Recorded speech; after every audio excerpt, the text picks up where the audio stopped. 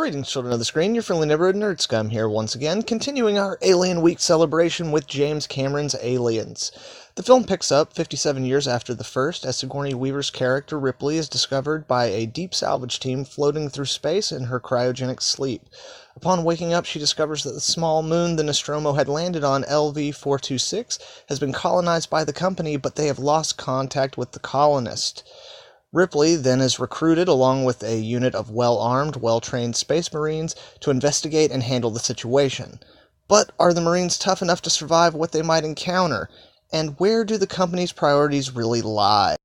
Originally released in 1986, rated R, it comes in at 137 minutes and is written and directed by James Cameron. The film stars Sigourney Weaver, Carrie Henn, Michael Biehn, Paul Reiser, Lance Hendrickson, Bill Paxton, William Pope, Jeanette Goldstein, Al Matthews, Mark Rolston, and many, many more.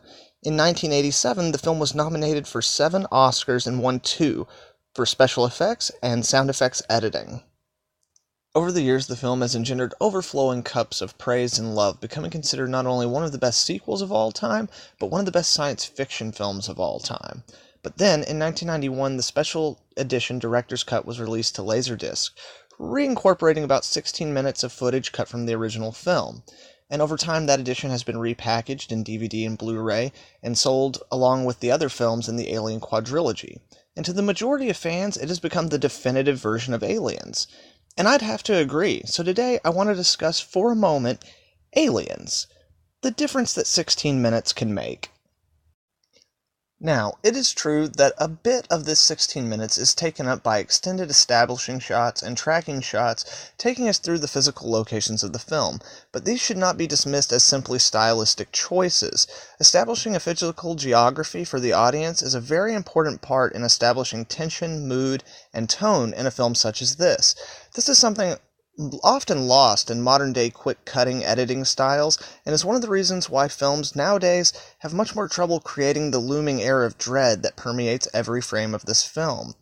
And as I said, that is very important, but those sequences are just a bit of the cut footage. The majority of what is missing are character scenes. Now, about half of these scenes are interactions between the Marines that more than anything give us exposition, but do it in an entertaining, colorful way that also allows us to become more endeared to the characters and learn more about them. However, there are a few key scenes that are monumentally important and change not only the way that we view this film, but the franchise as a whole. In deleted scenes that show the colony before the xenomorph attack, we get to see more of how it functions and operates. We get to see more of the colonists, and more importantly, we get to see Newt and her family and interact with them before their ultimate demise. All of these things are really important. Seeing how the colony runs not only gives us a better sense of the world these people live in, but it gives us faces and names that then we can emotionally attach to whenever we learn of their off-screen demises. Seeing the hallways of the colony that the Marines will later trudge through is vastly different when you see them filled with groups of children playing only hours earlier. Even more important, we get to see Newt's family and the way that they function as a family unit. As whenever Ripley and the Marines are introduced later, we will see echoes and parallels to that same functionality within the group of Marines. This added level, whether it plays on a conscious or subconscious level, allows the audience to empathize more with Newt as she begins to become more comfortable with her new makeshift family. This empathy also works in tandem with the structure and flow of the film. At this point in the film, they need us to become slightly more comfortable so that then they can ramp up the tension again. And with these added little connections, we now feel with the characters, allowing that tension to be boosted higher than ever before. Early on, we also get a scene with Ripley where we discover that she had a daughter, and we discover with her that her daughter passed away while she was floating through space for years and years. This scene is retconning at its best. Sigourney Weaver's performance is breathtaking. In this scene, she allows us to connect with her despair intimately while still maintaining the core of strength her character exudes. This then gives us an emotional end for her character development through the film.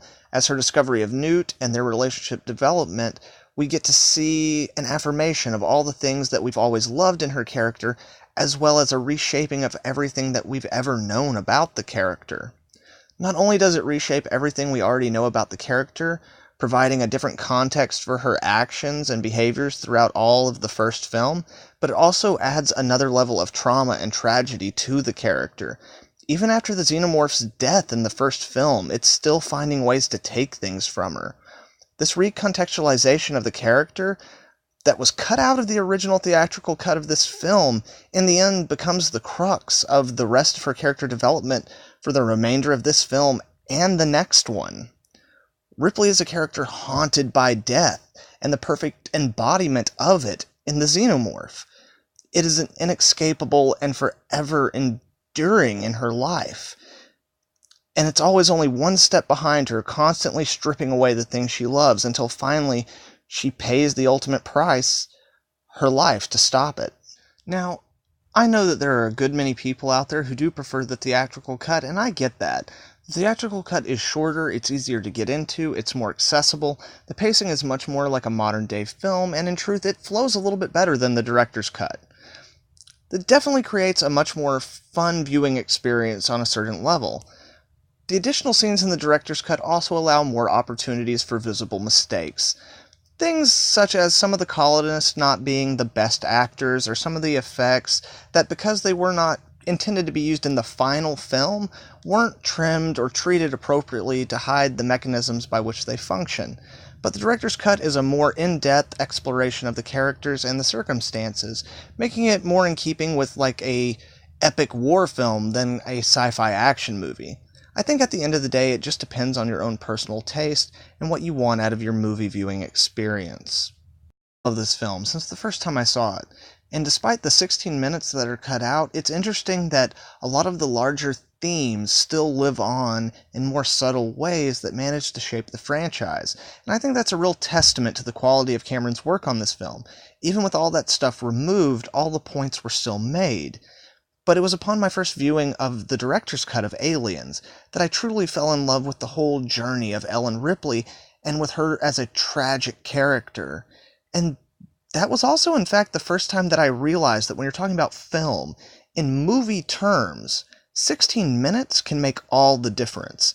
It can reshape the film, and in fact, reshape the entire franchise. Things that have come before and things that will follow. And that's really why, for me, the director's cut is the definitive... 1, 2, 3, go. And that's why, for me, the director's cut is the definitive version of Aliens. But either way, there's no right or wrong. You throw the movie on, whether it's the theatrical cut or the director's cut, I'm gonna watch it. Because I love Aliens. But that's just my opinion, guys. Which version of Aliens do you prefer? And remember, we're all on the same side here. Let me know down in the comments below. I'd like to hear your thoughts on it. And if you like this video, please leave a like and share it with some friends. That's more important now than ever, with everything YouTube is changing up on us small YouTubers. And if you're not subscribed, make sure to subscribe and hit that little bell so you can get notifications on all the dope content I'll have coming out in the future.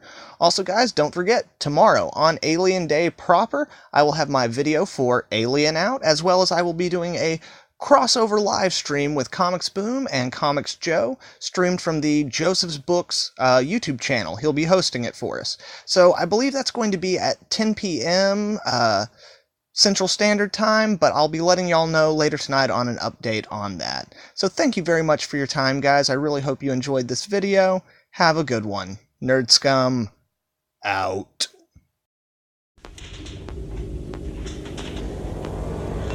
Eight meters. 7. 6. 5 meters, man. 4. What the hell?